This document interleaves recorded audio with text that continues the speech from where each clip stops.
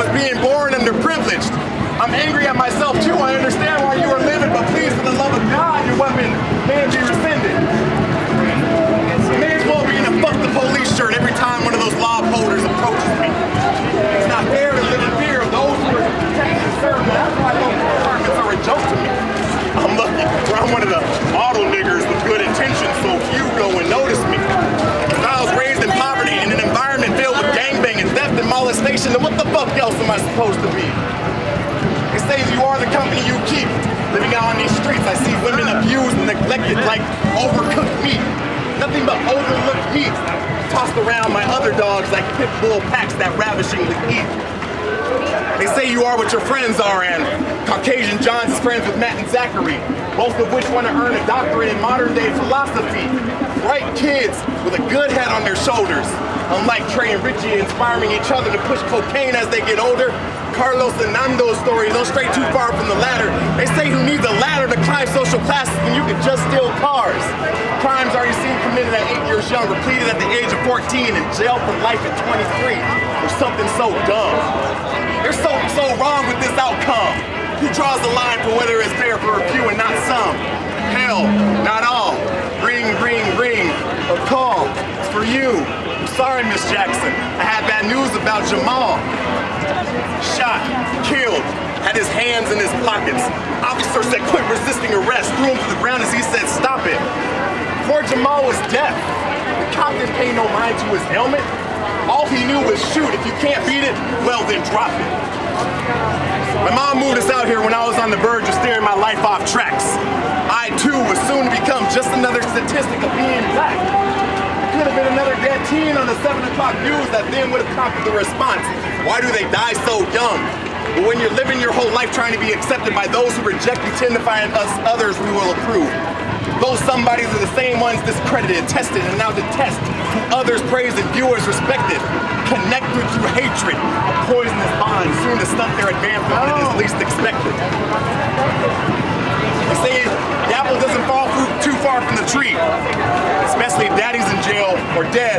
Basically, he is dead to me.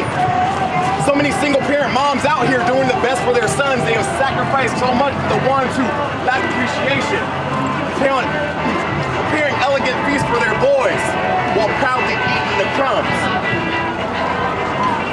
They have sacrificed so much for the ones who lack appreciation, yet the appreciation definitely won't come once they are dead and gone. Murdered, senselessly, with no real rationalization, but pain so immensely felt. The true issue is a cycle explained best by, how can you win a hand with shitty cards you've been dealt? So I'm gonna keep going. Find me on Instagram at Acapulane. This next one is one of my favorites. It's called Why Are Black People So Loud? So it's almost fitting that I'm out there performing it. Why are black people so loud? Is it because they can't control their mouths?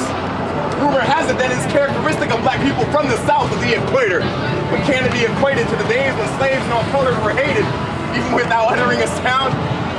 I mean, they're so loud, like screaming dad of a new graduate proud, like, I'm happy she finished too, but can you sit yourself down? Loud like the atmosphere of a room at the exchanging of a couple's vows, loud like a crowd after their favorite athlete received a brutal foul.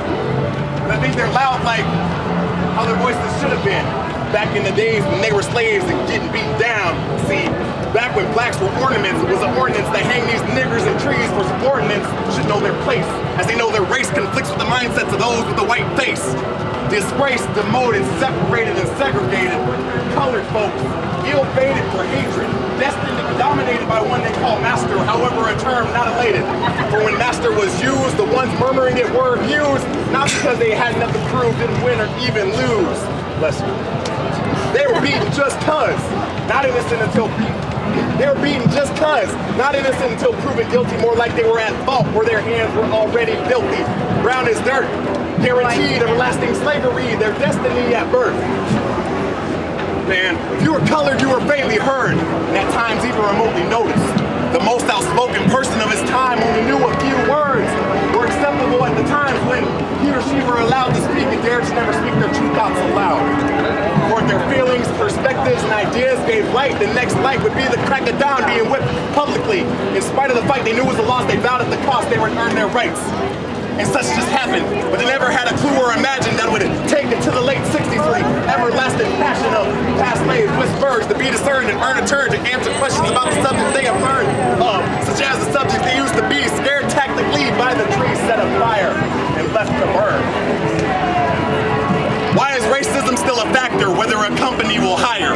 If affirmative action was a person, he or she would affirmatively be a liar as a result of the actions resulting from the past, and such treatment would be passed off in a laughing manner. That's the being black meant you had lines up and down your back like a ladder, but unlike a ladder, you lacked upward mobility, so the latter was a fact that had to be overcome. But people would often run because yours and their skin didn't match. Back when colored folks and slaves' days were often numbered. Back when they couldn't find sleep, and when they did finally slumber, they remained afraid, for when the time came, they dreamt of being beat, for their work being incomplete every week of every summer. Back when blacks seemed to have lacked all intelligence, and their genes beamed that such beings couldn't get any dumber. Back how far exactly? Back how far would you say? Well, as far as I can remember, that was back to yesterday, but those days are over, or so we're forced to believe that a black and white male has the same chances to achieve. And here I was thinking racism is still applied, but those days are over. Oh, am I of my duties? For the truth, I have a black booty. By the man whose commonalities go hand in hand with mine, and the mind we both use for our wishes, both benevolent and benign. But let's put this in the past. Now my niggas need to find reparations that we were promised from the proclamations that were passed, assuring equal treatment, transcending time, and all that has carried on. It's the same sad song we would sing, getting beat in front of the mass amount of people. It's because we are not equal, and we've embraced the same traits of hard work and diligence results in less lashes of other waste. Transgressions of the past have enabled us to mold and shape ourselves for the better. However, we now speak loudly on behalf of our ancestors as a gesture to thank them for the consistent pressure they were under, that now allows our words to observe instead of being merely muttered.